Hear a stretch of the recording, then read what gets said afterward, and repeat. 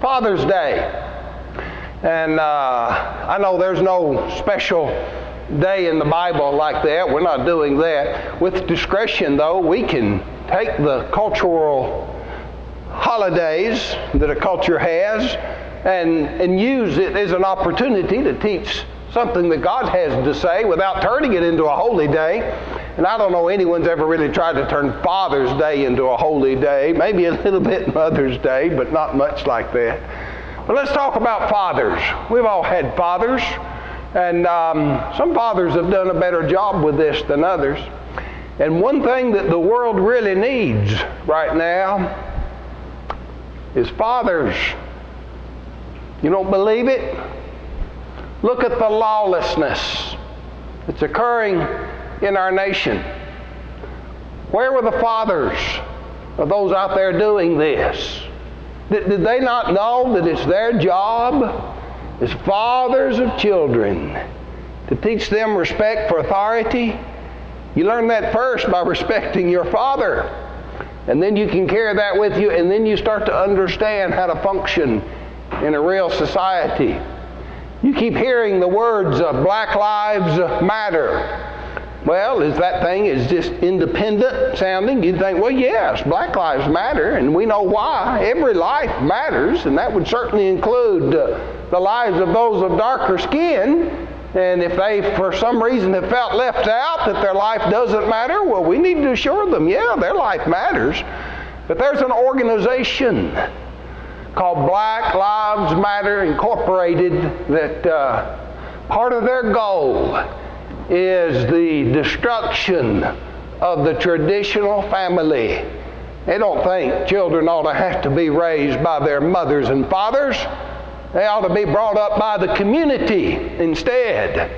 We'll see where that gets you.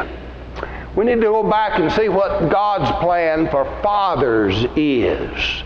And we can do this in part by studying examples of fathers. And we're going to study the example of a father tonight.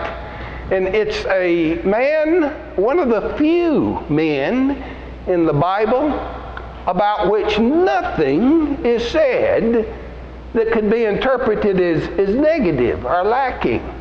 Now we know Joseph wasn't perfect, and he wasn't a perfect father either. But I think it is interesting, nothing of any way of off color is ever said about Joseph. Now, as we do this, I wonder who you're thinking about when I say Joseph. Did you know that there's 10 Bible Josephs?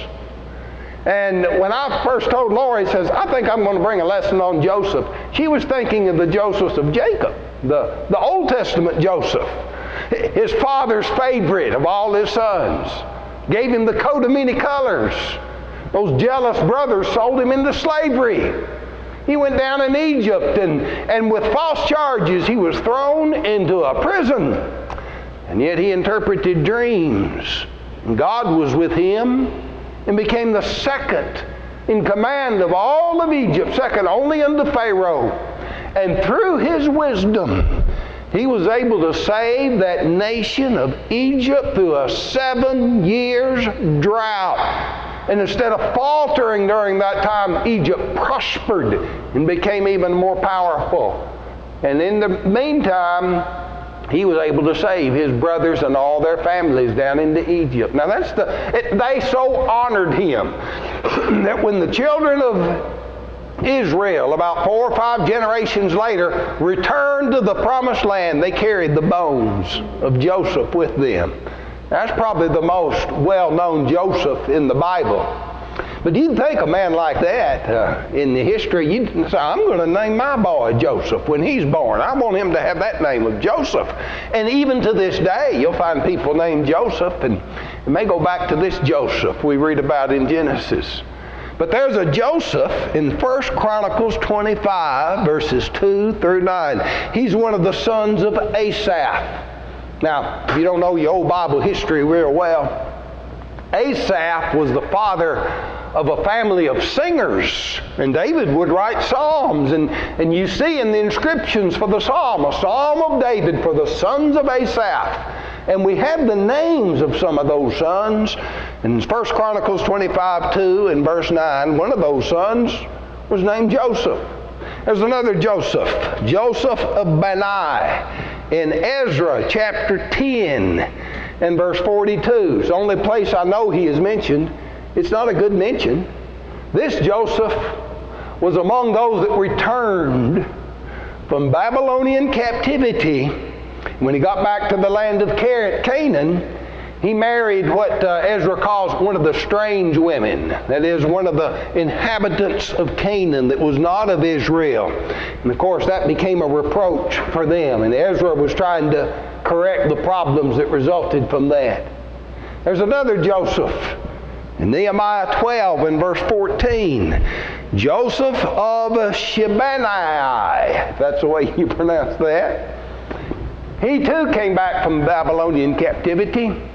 And he is one of the priests, one of those of the tribe of Levi and of the sons of Aaron, and it lists the names of those who came back to serve as priests. It mentions this Joseph. Now we come to the New Testament, and there's actually 4, but I want to talk about 3 Josephs mentioned in Luke chapter 3, 24, 26, and 30. Joseph of Matthias, Joseph of Judah, and Joseph of Jonan. And these are Josephs that are in the genealogy of Jesus as it traces back through Mary. And somewhere between Mary and David, 3 of those men listed down through there go by the name of Joseph. Now here's one you might remember. Joseph of Arimathea. Read about him in Matthew and Mark and Luke and John. Arimathea wasn't his father. This is a location, Arimathea, a little place just a little north of Jerusalem. And he was a rich man. He had had a tomb carved out for himself in the hills there, right near the hill of Calvary. And when Jesus' body was taken from the cross, he had enough influence. He went to Pilate and requested that body be given to him. He wrapped it in linen and spices and had it laid in his own tomb. He was waiting for the kingdom of heaven. And then there's a Joseph Barsabas Justus. Acts chapter 1 and verse 23. You may not remember that name, but you remember when they were looking for a replacement for Judas. And they cast lots. They found 2, and the lot fell on Matthias. You probably remember Matthias. Well, the one the lot didn't fall on was this Joseph Barsabas Justus. That word bar, remember this, that means son. Joseph, son of Sabas. I guess you could say Joseph of Sabas here. And then another Joseph of Jacob. Did you remember that, or did you ever thought about that? The New Testament Joseph in Matthew 1:16, his father's name was Jacob, just like the Old Testament Joseph. His father's name was Jacob. And in the genealogy of Christ, it comes down through the kings in Matthew chapter 1. It talks about how Joseph begat Jacob. Here's the verse. Matthew 1 and verse 16. It's the book of the generation of Jesus Christ, the son of David, the son of Abraham, and starts Abraham beget Isaac. And you know how it goes. Isaac beget Jacob. Jacob beget Judas and his brethren. And on down through the genealogy it goes until we finally get to the end. And Jacob beget Joseph, the husband of Mary, of whom was born Jesus, who is called Christ. There's a change in the language there, isn't it? All the way down, this man beget this man, this man beget this man, this man beget this man, but it doesn't say Joseph beget Jesus, does it? Only that Joseph was the husband of Mary. I highlighted that pronoun, whom, up there. You can't see this in the English. If you knew your Greek, And you could read Greek. Greek attaches gender to many of the pronouns and names. And this particular pronoun is of feminine gender, of whom was born Jesus. Now, we'll do that with our gender like he and she. Well, this would be a she gender. Obviously, it's not that Joseph beget Jesus, but Joseph was the husband of Mary, of whom was born Jesus, who is called Christ. Now, how was that? How do you figure that came about? Well, now the Bible tells us. But one thing I want you to notice right here before we leave. Joseph, in this genealogy, is mentioned in the last in the line of these descendants that come from David. The reason this is given is because legally, Joseph accepting Jesus as his son, legally now, that means Jesus is in line to be king. But before Jesus is in line to be king, Joseph would have been the king. Oh, that dynasty of David that was so great in the Old Testament. The prophets talk about it. It's like being cut off like a tree, just leveled to the ground like a tree. Nebuchadnezzar leveled that dynasty, but the roots grew under the ground, unseen. And from those roots would come the branch, which would become the king again. Well, that's Jesus. Joseph is the end of that root, living in obscurity, up in Nazareth. No one felt any threat from Joseph. No Herod felt the threat from Joseph while he's living in Nazareth. So he is the one that could be king, but he's not. He's stuck down into obscurity. That'll tell us something about him as we go on. Now let's look. Here's how it came to pass. Now the birth of Jesus Christ was on this wise. When as his mother Mary was espoused to Joseph, before they came together, she was found with child of the Holy Ghost. Then Joseph, her husband, being a just man, and not willing to make her a public example, was minded to put her away privately. Here we find out something about Joseph. Think about that word just here. A lot of times we think of justice, but we're talking about a man that is righteous. He's a good man. He's not going to make a public spectacle of Mary. And you just wonder, what must the emotions and feelings and all been of all this going on in their minds? And the Bible doesn't tell us that. We would only imagine it. But he's going to put her away privately, being a just man. Now, while he thought on these things, behold, the angel of the Lord appeared unto him in a dream, saying, Joseph, thou son of David, fear not to take unto thee Mary thy wife, for that which is conceived in her is of the Holy Ghost. She shall bring forth a son, and thou shalt call his name Jesus, for he shall save his people from their sins. Now all this was done, that it might be fulfilled, which was spoken by the prophet, saying, behold, a virgin shall be with child, and bring forth a son, and thou shalt call his name Emmanuel, which being interpreted is God with us. Now watch Joseph. Then Joseph, being raised from sleep, did as the angel of the Lord had bidden him, and took unto him his wife, and knew her not, till she brought forth her firstborn son. And he called his name Jesus. What do you learn about Joseph here?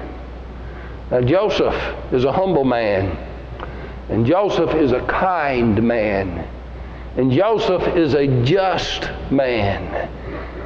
And he's a man of faith. He believed what he was told in that dream. And he acted on that faith and took care of his responsibility. Joseph is a responsible man. Let's see what else we learn about Joseph. Let's follow him from places where he lived. We first come across him in Nazareth. Now, he may have been born in Bethlehem, but we first come across him, he's in Nazareth. And he goes from Nazareth to Bethlehem. Here's why he did that. Luke 2, 1 through 4. It came to pass in those days that there went out a decree from Caesar Augustus that all the world should be taxed. And this taxing was first made when Cyrenius was governor of Syria. And all went to be taxed, every one to his own city. And Joseph also went up from Galilee, out of the city of Nazareth, into Judea, unto the city of David, which is called Bethlehem, because he was of the house and lineage of David. Now, whether he'd ever lived in Bethlehem or not, it's very likely he was born there. But whether or not, that's what he considered his own ancestral city, being of David, of the house of David. Let's follow him. We know what happens in Bethlehem, how that's where Mary delivered Jesus, and that's where the angels appeared to the shepherds, and that's where the shepherds came to where the child lay and praised God. Now, after all of that was over, I think it was about 8 days. 8 days according to the old law. Mary comes to the temple with Joseph. And so we go from Bethlehem to Jerusalem. It says, when the days of her purification according to the law of Moses were accomplished, they brought him to Jerusalem to present him to the Lord, as it is written in the law of the Lord. Every male that openeth the womb shall be called holy to the Lord, and offer a sacrifice according to that which was said in the law of the Lord, a pair of turtle doves and 2 young pigeons. Now we learn something else. If we'll go back and study the old law in Leviticus, you see that this sacrifice was for those who were poor. Otherwise it'd be a lamb or a goat or something. But if you were poor, you could offer turtle doves and 2 young pigeons. Joseph was not a man of great earthly means, was he? Now, while he was there, Simeon was there and Anna was there, and they prophesied of great things concerning this little child that they had brought with them to the temple. And it says, Joseph and his mother marveled at those things which were spoken of him. Interesting that it mentions Joseph along with his mother and marveling at that. Now we go from Jerusalem back to Bethlehem. And this is where he had a house.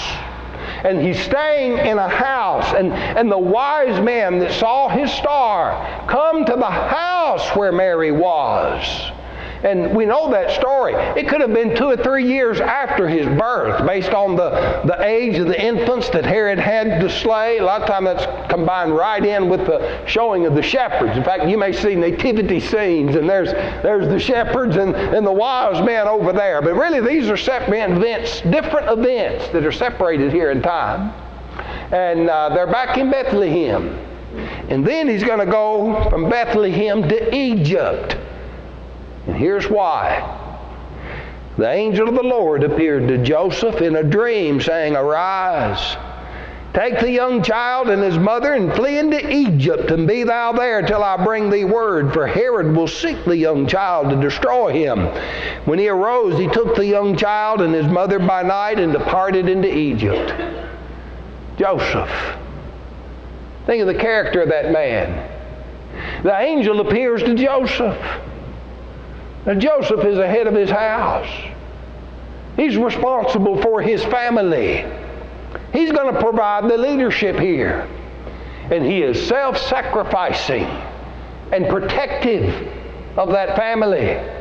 And again, acting as a man of faith on what he had heard from God's Word. Now, when we go to Egypt, he's going to come back out of Egypt and go back to Nazareth. Here's the story. When Herod was dead, behold, the angel of the Lord appeared in a dream to Joseph in Egypt, saying, Arise, take the young child and his mother, and go into the land of Israel, for they are dead which sought the young child's life. And he arose and took the young child and his mother, and came into the land of Israel. But when he heard that Archelaus did reign in Judea in the room of his father Herod, he was afraid to go thither. Notwithstanding, being warned of God in a dream, he turned aside to the parts of Galilee, that he came and dwelt in the city called Nazareth, that it might be fulfilled which was spoken by the prophets. He shall be called a Nazarene. So Joseph is back in this little obscure village of Nazareth now with his young family. And then he goes back to Jerusalem and back to Nazareth. And it sounds like he did this every year. He would make this journey from Nazareth of Galilee down to Jerusalem of Judea and return. And here's the story. Now his parents went to Jerusalem every year at the feast of the Passover. And when he was 12 years old, they went up to Jerusalem after the custom of the feast. And when they had fulfilled the days as they returned, the child Jesus tarried behind in Jerusalem, and Joseph and his mother knew it not. But they, supposing him to have been in the company, went a day's journey and sought him among the kinfolk and acquaintance. And when they found him not, they turned back again to Jerusalem to seek him. And it came to pass, after 3 days, they found him in the temple, sitting in the midst of the doctors, both hearing them and asking them questions. And all that heard him were astonished at his understanding and answers. And when they saw him, they were amazed. And his mother said unto him, Son, why hast thou thus dealt with us? Behold, thy father and I have sought thee sorrowing. Okay, that gives you a little insight into Joseph. He was concerned about the welfare of his son, wasn't he? Both his mother and Joseph sorrowing because wondering, well, what happened to him and how are we going to find him? Well, he said unto them, How is it that ye sought me? Wist ye not that I must be about my Father's business? And they understood not the saying which he spake unto them. And he went down with them and came to Nazareth and was subject unto them. But his mother kept all these sayings in her heart. And Jesus increased in wisdom and stature and favor with God and man. That's the last we really read about Joseph. We pick up on a little more information about him, though, in the book of Matthew 13:55 through 56. We learn that Joseph was a carpenter. In reference to Jesus, they say, Is not this the carpenter's son? That doesn't mention Joseph, but they considered Jesus the son of Joseph. He had adopted Jesus as his own. And Joseph was a man that made his living with hard labor, working with his hands, either in building tools or furniture or houses or whatever it is that this carpenter would do. And then we also learned that Joseph had other children. It says, Is not his mother called Mary, and his brethren, James, Joseph, and Simon, and Judas, and his sisters, are they not all with us? Well, Joseph and Mary had a big family. You add all that up, that's 7 mentioned there, because sisters, that's at least 2. And so you add those 4 plus Jesus plus 2. Well, that's 7 children raising up there. Here this hard-working man, and he's trying to take care of 7 little children as they're growing up. And he did a good job. Well, we're going to later read about some men in the church that became quite prominent. The 2 of them, sons of Joseph. James, who wrote the book of James, and Judas, who wrote the book of Jude. He did a good job with those children. And then there's something else we learn. If we'll think about this, in the book of Mark, they said of Jesus, they didn't say, Is this the carpenter's son? They said, Is not this the carpenter? I'll tell you what Joseph did. He took Jesus and presumably his other sons, he taught them how to make a living. They learned what their father did. He had them working with him so that they could carry those skills on that he had, and they learned how to work with their hands and be responsible adults at the training in the hands of their father, Joseph. Now, we don't read about Joseph when we read here. Mary is there, and his brothers and sisters of Jesus are there, but we don't read that Joseph is there. And it's presumed that Joseph must have died before Jesus became the preacher that he became after the baptism of John, somewhere along that way Joseph died, and the care of Mary and that little family fell into the hands of those older sons. You don't read about anything Joseph said. Even when they found him in the temple, it's his mother that said, "Son, why is this? Don't you know your father and I were worried about you?" Nothing out of Joseph. Yeah, I get the idea Joseph was a quiet man. Joseph is remembered not by what he said. It's what he did.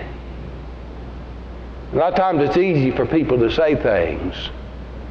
Joseph was a good man and a good father to his little family. It's what he did. I think of him when I read this poem. It was in the bulletin this morning. I want to read it to you again. Only a dad with a tired face, coming home from the daily race, bringing little of gold or fame to show how well he played the game, but glad in his heart that his own rejoice to see him come and to hear his voice. Only a dad with a brood of 4, one of 10 million men or more, plodding along in the daily strife, bearing the whips and the scorns of life with never a whimper of pain or hate for the sake of those who at home await. Only a dad, neither rich nor proud, merely one of the surging crowd, toiling, striving from day to day, facing whatever may come his way, silent whenever the harsh condemn, and bearing it all for the love of them. Only a dad, but he gives his all to soothe his way for his children small, doing with courage stern and grim the deeds that his father did for him. This is the line that for him I pen. Only a dad, but the best of men. We men, we live maybe thinking, well, what are we going to accomplish in life? Well, maybe if somebody will think, boy, I was a great carpenter. Maybe that's what they'll remember me as. Or I'm a good carpenter. I'm a good farmer, Mike. You might think that. Or I'm good at this, or I'm good at that. And that may be what the world thinks. And maybe what the world will never know is your greatest accomplishment of being a good father.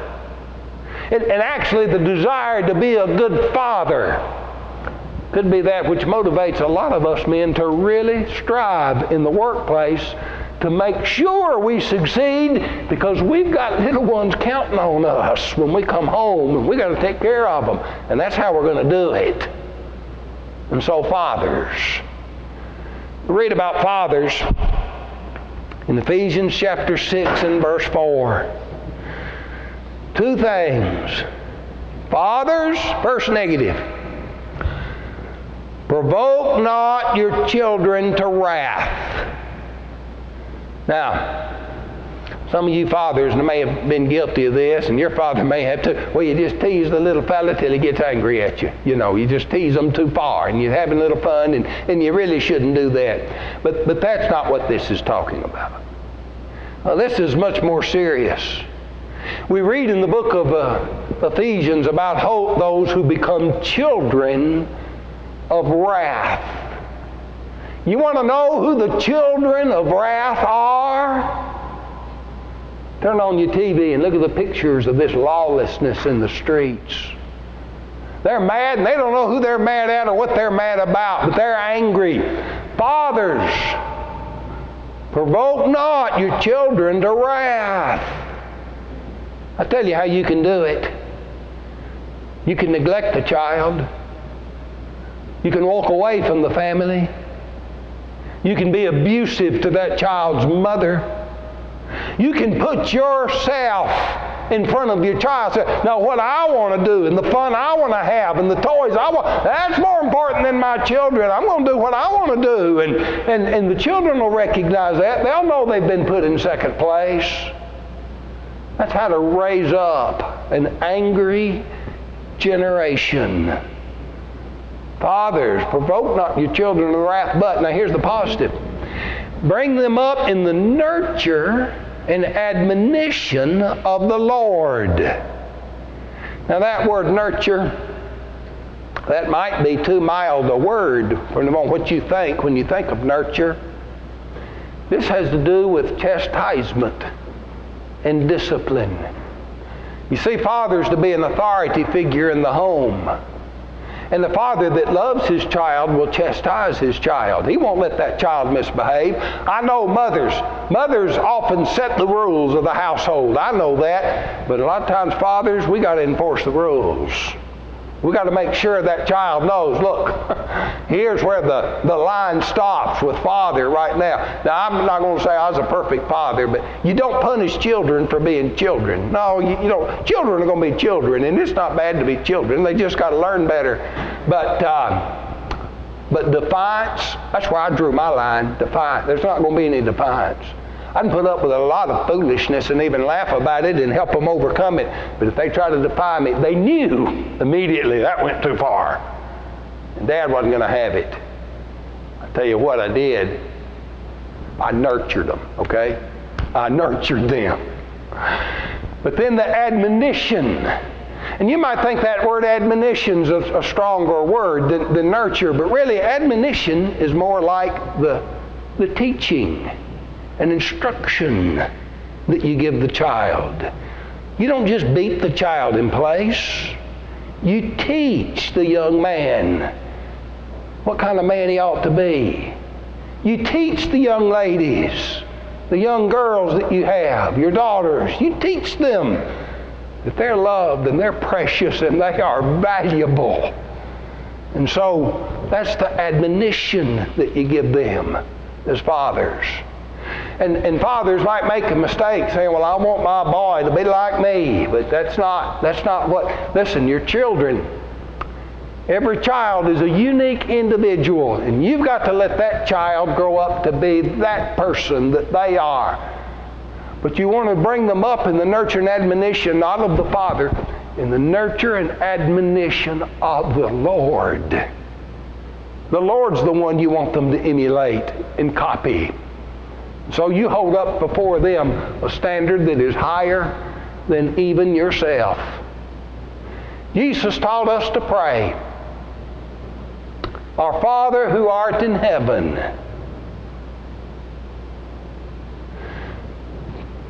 Children learn about God from their fathers. When they think of God as a father, fathers, one of the first thoughts they think of is they think of you. And fathers, if you'll learn about God, God will show you the kind of father you need to be. In the nurture and admonition of the Lord. The Lord's always the example. The Lord is always where we're striving for. Fathers, if you're going to bring your children up in the nurture and admonition of the Lord, you need to be in the Lord. You do. You need to be baptized into Christ so that when they follow you, they will follow you there. And all of us need to do that and set that example and be one of His. So I'm going to extend the invitation at the conclusion of this lesson. If you need to come back to the Lord, or if you've never come to Him, and let that be known tonight while we stand and sing this invitation song.